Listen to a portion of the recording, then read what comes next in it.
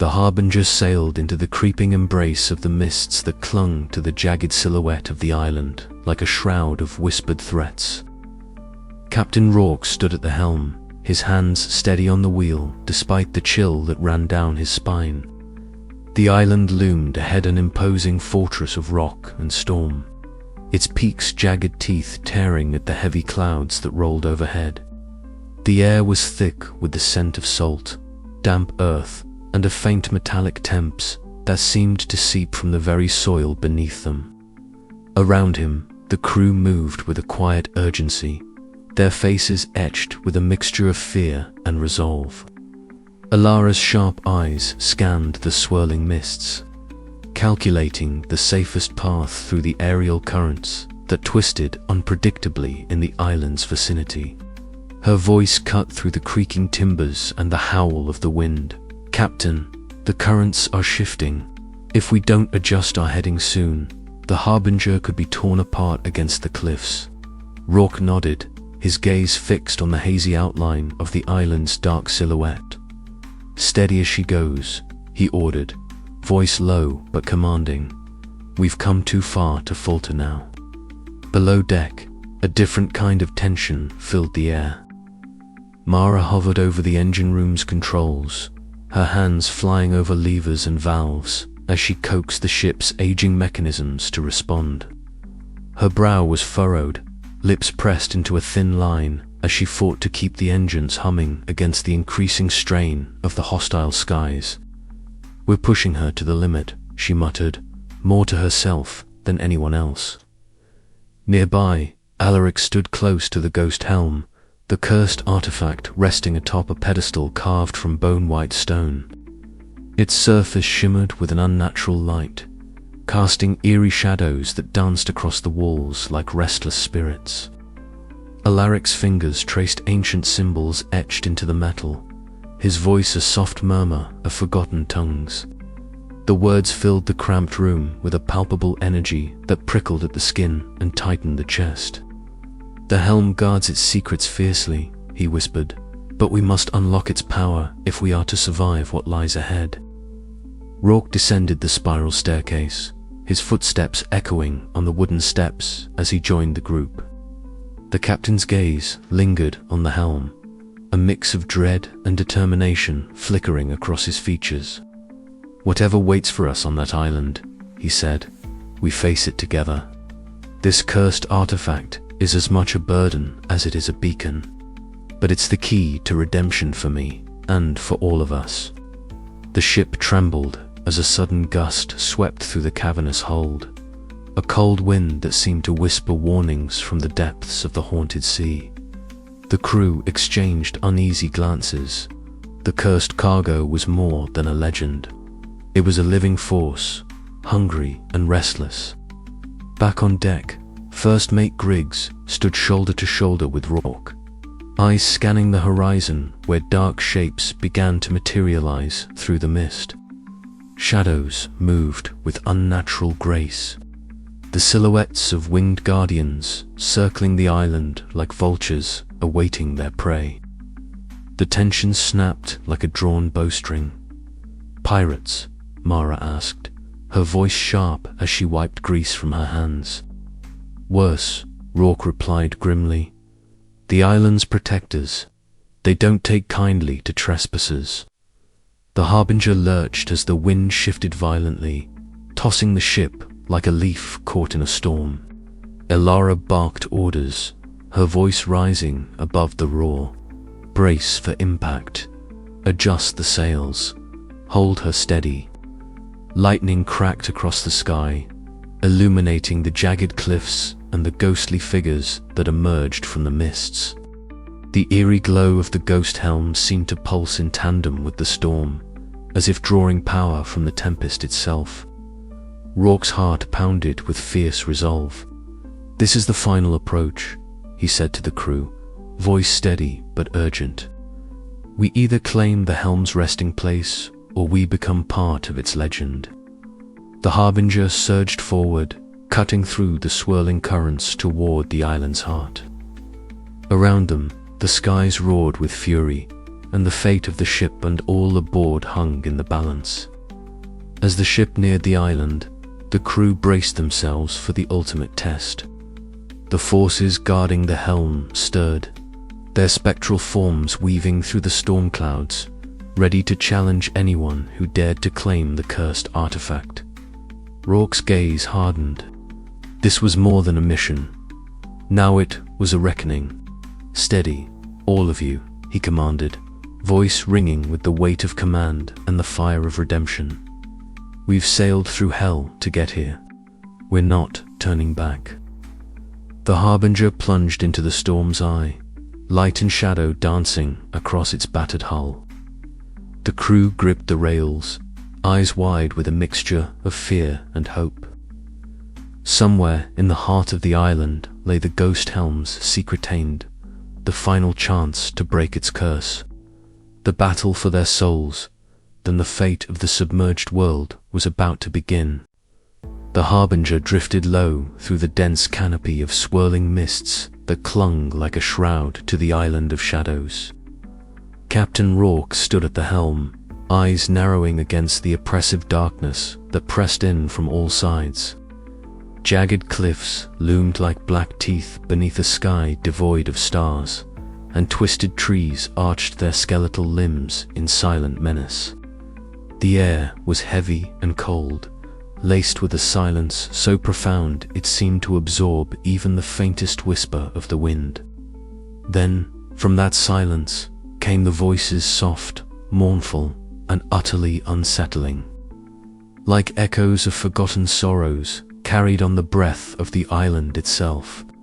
"This place is no mere land, but a tomb of memories," Elias muttered, his voice barely above the whispering wind as he adjusted his grip on the sextant. Mara's gaze flickered uneasily to the shadows, dancing at the edges of the vision, shadows that seemed to twist and writhe as if alive. The crew disembarked cautiously, their footsteps muffled by the thick carpet of blackened leaves. The island's sinister atmosphere seemed to seep into their bones, each breath a struggle against an unseen weight. As they ventured deeper, the darkness grew denser, a tangible force pressing down on them, whispering fears and regrets long buried. At the heart of the island, an ancient stone circle awaited, weathered and half swallowed by creeping vines, but still radiating a potent arcane energy. As the crew gathered within its bounds, ghostly figures began to materialize from the shadows, ethereal and flickering. Their forms bore the unmistakable marks of sorrow and rage.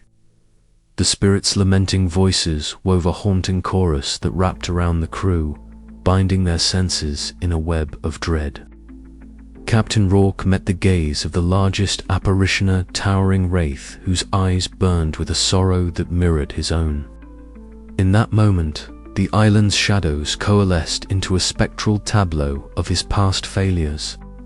The catastrophic accident that had shattered his command, the faces of comrades lost, and the crushing burden of dishonor. His breath hitched as despair clawed at his resolve. But somewhere, deep within, a stubborn flame flickered. "I will not be broken here," he vowed silently. Mara stepped forward, her voice steady despite the chill that gnawed at her skin. "We carry the helm to end this curse, to free those trapped in its shadow. We will not falter." Together, the crew began the ritual Celine had deciphered from the island's ancient runes, an intricate blend of island magic and the helm's own dark power. They chanted words older than memory, their voices weaving a tapestry of light against the consuming darkness. The spirits writhed and howled, battling to maintain their hold. But the crew's unity forged a shield stronger than fear. Under the blood-red moon's eerie glow, the shadows began to retreat, dissolving into the night air like mist at dawn. A shaft of pure light pierced the gloom, illuminating a hidden chamber nestled beneath the stone circle. Within lay the helm, its cursed aura diminished but still palpable. Exhausted but unbowed, they retrieved the helm. aware that the island had exacted a toll, wounds, unseen but deeply felt, fractures in trust and heart. Yet as they boarded the Harbinger, the oppressive weight had lifted just enough to kindle a fragile hope. The island's shadows no longer bound them, but the journey was far from over. Rourke's eyes scanned the horizon, a steely determination settling over his features. We have faced the darkness here and lived. The Helm's secret is ours to bear. Now we sail onward toward the redemption we seek, or the doom that awaits. The mists parted reluctantly as the Harbinger lifted into the night sky, the island fading into a silhouette of shadows behind them. The crew clung to the fragile promise of dawn, each heartbeat a defiant claim against the encroaching night. The island of shadows had tested their souls, but it had not broken them. And as the Helm's curse pulsed faintly in the hold, a new chapter of their perilous voyage began, one where trust, courage, and sacrifice would be their only guides through the endless sky. Yet, in the whispering winds that followed them, a lingering question remained. Had they truly broken the island's curse, or merely awakened something far older and darker still? The shadows watched, waiting. The night sky churned with tempestuous fury, the churning clouds casting ominous shadows over the Harbinger's battered hull. Thunder roared like the wrath of the haunted sea below, each crack splitting the air as lightning illuminated the sky in jagged bursts. The crew scrambled, their faces pale yet resolute, as the ship groaned under the assault of the supernatural storm that sought to claim them. "Hold fast, men." Captain Rourke's voice cut through the chaos, firm and commanding despite the tremble in his voice. His eyes, sharp and unyielding, scanned the deck where sails strained against the violent winds. The Helm's fate depends on us. But the Harbinger was faltering. A sudden lurch threw several crew members off balance, and the ship's heart-the engine room echoed with an eerie screech. Smoke billowed upward in thick plumes, choking the air with its acrid sting. Engine core breach. Mira's voice crackled over the comms, taut with urgency. "If we don't stabilize it, we'll lose power and then we're dead in the currents." Without hesitation, Mira plunged into the engine room, the heat and smoke scorching her skin even beneath layers of protective gear. Sparks danced like malevolent fireflies around her as she crawled over the twisted metal, her hands moving with practiced precision despite the chaos. Sweat mingled with soot on her brow, but her focus never wavered. "You don't have to do this," Eldrick shouted, appearing at the threshold, worry etched deeply in his features. "Yes, I do," she replied fiercely, eyes locked on the faltering machinery. "If the Harbinger goes down here, all of this," she gestured broadly, though her hands remained busy, "it's for nothing." Above deck, Captain Rourke rallied the crew, shouting orders that cut through the roar of the storm and the creaking of the ship. The sails strained, the rigging groaned, and every man and woman aboard fought against the relentless tempest that seemed to claw at their souls as much as their vessel. Below, tension simmered as Joss confronted Celine in the shadowed corridors. "Why won't you tell us what you know?" Joss demanded, voice low but edged with desperation. Selena's eyes flickered, reflecting the pale light of the lanterns. "Some truths are curses themselves," she whispered, "but I promise, the Helm's end is not as simple as you believe." Their whispered exchange was fraught with suspicion, threatening to fracture the fragile trust the crew had forged. Yet even as secrets simmered, the greater threat loomed unchecked. Back in the engine room, Myra's hands moved faster, her breath ragged but steady. The core's unstable energy pulsed violently, threatening to engulf her in deadly flames. A sudden spark ignited nearby, and she flinched, pain searing through her arm, but she pressed on. Almost there, she muttered, her voice a blend of grit and hope. Suddenly, a violent shudder rocked the ship. The storm outside reached a crescendo, lightning striking perilously close. The Harbinger lurched again, and Myra was thrown against the twisted metal. Pain exploded across her side, but she forced herself up, every movement a battle against exhaustion and injury. "Captain," Eldric's voice crackled urgently through the cums. "You need to get her out of there." Rourke's jaw clenched. "Not until she says the engines are stable." Minutes stretched like hours as Myra worked, each second a gamble against disaster. Finally, a faint hum of steady power returned. The engine core stabilized, emitting a low, steady pulse that sounded like a heartbeat steadying after a long struggle.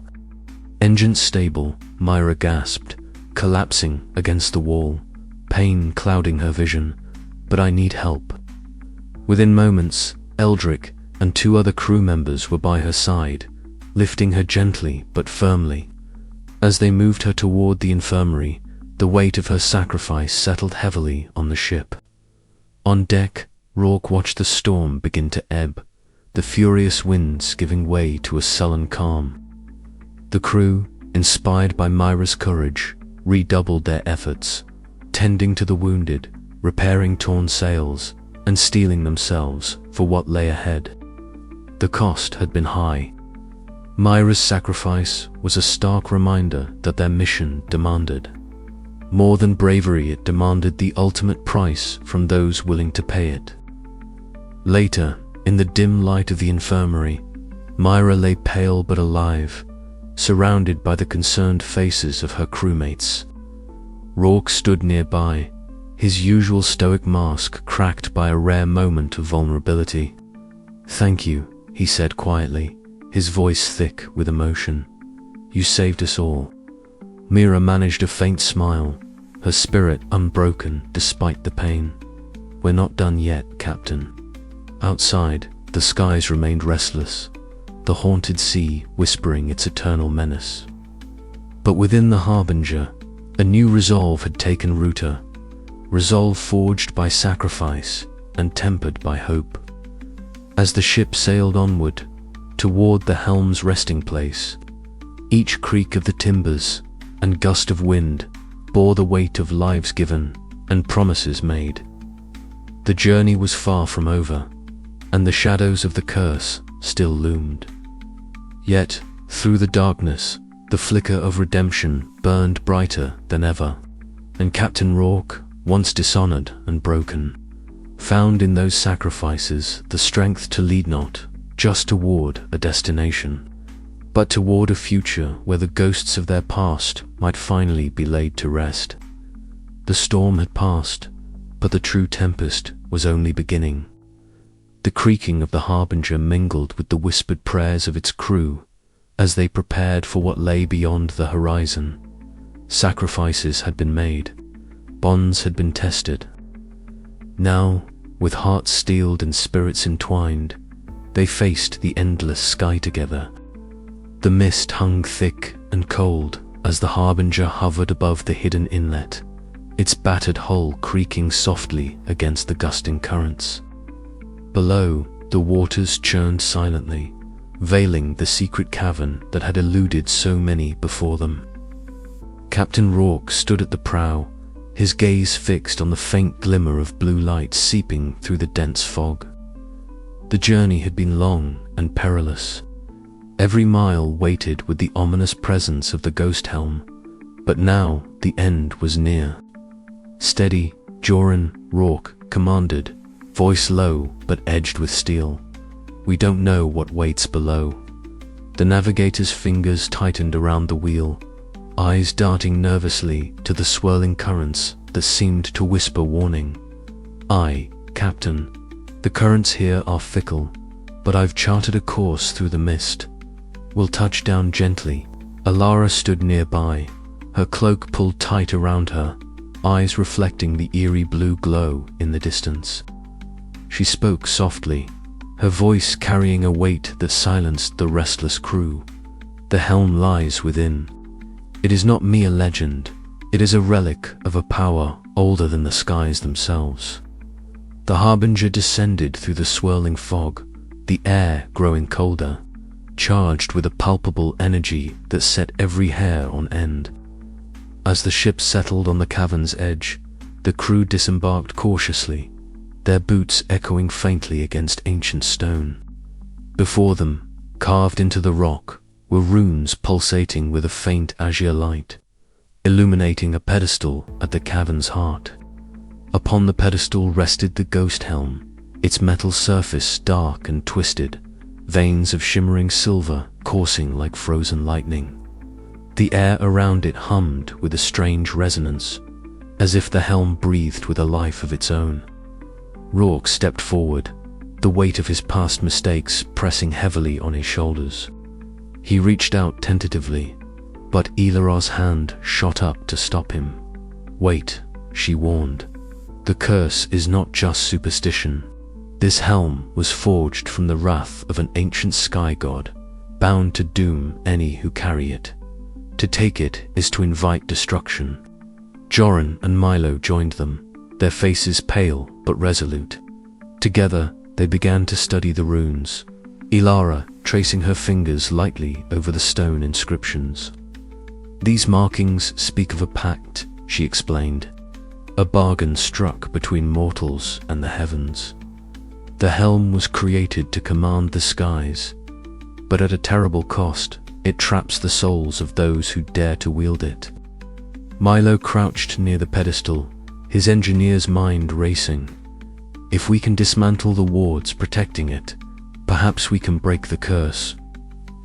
Rourke hesitated, a storm of doubt and hope raging within. "Be careful, Milo. We don't know what powers guard this place." Ignoring the warning, Milo produced delicate tools and began to probe the ancient mechanisms entwined with the helm's pedestal. The air shifted suddenly, a chilling wail rising from the shadows. From the darkness emerged spectral guardians, their forms flickering like torn veils of fog, eyes glowing with otherworldly light. "Defensive wards," Elara whispered, drawing a dagger etched with glowing runes. "They protect the helm's resting place from desecration." Chaos erupted as the crew scrambled to defend themselves. Rourke drew his sword, the blade gleaming with determination as he parried a spectral strike. Milo ducked behind a pillar, working furiously to disable the wards, while Joran fired bolts from a crossbow, each shot disrupting the ethereal attackers. The cavern echoed with the clash of steel and ghostly cries. Sweat and fear mingled as the crew fought with every ounce of strength. Finally, with a sharp crack, the wards shattered, and the spectral guardians dissolved into mist. Breathing heavily, the crew regrouped around the helm, the eerie glow now subdued but still present. "We've done it," Milo said, voice trembling. "But at what cost?" Elara's gaze was somber. "The helm's curse remains. Destroying the wards freed it from its prison, but the power within is raw and dangerous." Rourke stepped forward, his mind racing with the weight of their next decision. To destroy the helm was to risk losing a power that could change the skies forever. To keep it was to invite doom upon themselves and countless others. He looked to his crew, their faces weary but steadfast, and felt the burden of command settle once more. "We stand at a crossroads," he said quietly. "The choice we make here will define not just our fates, but the future of the submerged world." The cavern seemed to hold its breath as the crew debated, the whispers of the curse swirling around them like the mist outside. Shadows danced on the walls, and the helm's cold gleam promised either salvation or ruin. Rourke's hand hovered over the relic, the echo of his past mistakes mingling with the hope for redemption. The decision was theirs to break the cycle of doom or wield the helm's terrible power. The air grew thick with anticipation. the silence broken only by the distant rumble of the haunted sea beyond the cavern's mouth. And as the crew made their choice, the fate of all who sailed the skies would be forever changed. But what that choice would be, only the winds knew, whispering secrets lost to time. The night had fallen heavy and thick over the skies. The submerged world cloaked beneath a restless blanket of clouds that writhed against the endless dark. On the deck of the Harbinger, Captain Rourke stood stiffly, the weight of the ghost helm before him on an altar fashioned from an ancient stone relic unearthed during their journey. The helm's surface shimmered faintly, as though alive, pulsating with an ominous light that seemed to draw the very breath from the air. Around him, the crew gathered in a tight circle, faces etched with a mixture of dread and determination. Ilara's hands were steady, though her eyes betrayed the turmoil within. Tamsin's calm gaze swept over the group, her voice barely above a whisper as she began to intone the ancient incantations that had been passed down through forgotten lore. "Hold fast," Rourke commanded softly, his voice cutting through the swirling winds that had begun to rise. "This is our only chance." The sky above twisted violently, the airborne currents thrashing as if in protest against the ritual. The helm responded, shadows crawling outward like living tendrils that snaked through the air, coiling round the ship's rigging and clawing at the crew's minds. Ghostly wails pierced the night, voices of the damned carried on the haunted sea's breath. Panic threatened to shatter their resolve, but Rourke's steady presence anchored them. Ilara stepped forward, her fingers tracing patterns over the ship's energy conduits, a symphony of crackling light bursting from the mechanisms she had toiled over for months. She channeled the arcane and the mechanical, bridging to worlds in a desperate bid to contain the curse's fury. The hum of the Harbinger's engines melded with the chant, a fragile harmony against the tempest. Joran, the navigator, fought his own demons, the curse probing his fears with relentless precision. His hands shook as he held the ancient charts, eyes darting to phantasmal figures emerging from the fog. Yet, he did not flee. Instead, he steadied his breath and lent his voice to the chant, weaving his will into the fragile spell. As the ritual reached its crescendo, the helm flared with blinding light, the shadows retreating only to gather once more in a maelstrom that threatened to consume them all. Rourke's vision blurred, and suddenly he was face to face with his past, the reckless decisions, the lives lost, the dishonor that had carved his path to this moment. The curse manifested these memories as living specters, demanding sacrifice or surrender. "I will not yield," Rourke growled, gripping the helm with iron resolve. "Not now, not ever." With a final surge of will, the curse shattered like glass, fragments of darkness dissolving into the night. The winds stilled, the haunted sea's whispers fading to a faint murmur. Exhausted but unbroken, the crew stood amidst the lingering echoes of their ordeal. Yet, as dawn's first light kissed the horizon, a subtle tremor rippled through the helm's shattered remains, eerie reminder that some curses are never truly broken, only held at bay. The Harbinger's journey was far from over, and the skies awaited their next chapter. "We've bought ourselves time," Rourke said, voice low but resolute. "But the curse still lingers. We must be ready." The crew exchanged weary glances, understanding that the true battle was only beginning. Together, bound by sacrifice and hope, they prepared to face whatever storms the endless sky would throw their way. And so, beneath the vast, brooding heavens, the Harbinger sailed onward, carrying its burden, its scars, and the fragile flame of redemption flickering in the heart of its captain.